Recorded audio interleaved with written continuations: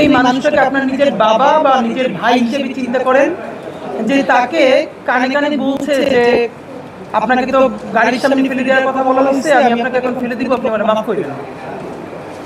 সেই লোকটা যখন কোনো ক্রমে বেঁচে যায়, মানে এই একজন মানুষ বেঁচে গেছে তাই আমরা এই কথাটা জানলাম, তাহলে কত মানুষ বেঁচে যায় নাই।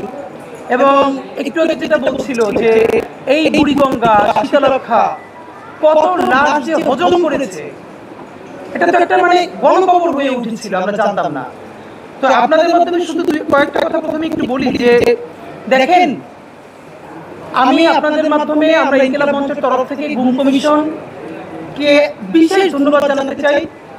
এবং আজকে এই সরকার অনেকগুলো কমিশন করেছে, তার মধ্যে দুটো কমিশনের কথা না বললেই নয়, যারা জীবনের সর্বোচ্চ ঝুঁকি নিয়ে এখন পর্যন্ত কাজ করছেন, একটা গুম কমিশন আর একটা পিলখানা কমিশন। সুতরাং আমরা পিলখানা এবং গুম কমিশন তাদেরকে ধন্যবাদ জানাই। বিশেষ করে আন্তর্জাতিক অপরাধ ট্রাইব্যুনাল যে প্রসিকিউশন টিম আছে, তাদের অনেক সমালোচনা আমরা আপনাদের সামনে করেছি এবং তাদের সীমাবদ্ধতা আছে এটা জেনেও আমরা করেছি। কিন্তু যে অসীম সাহসিকতার পরিচয় তারা দিলেন, আমরা তাদের জন্য শুধুই দোয়া করি যেন আল্লাহ তাদেরকে নিরাপদে রাখেন এবং ইনসাফের বাংলাদেশ বিনির্মাণে তারা যেন আরো বেশি কাজ করতে পারেন।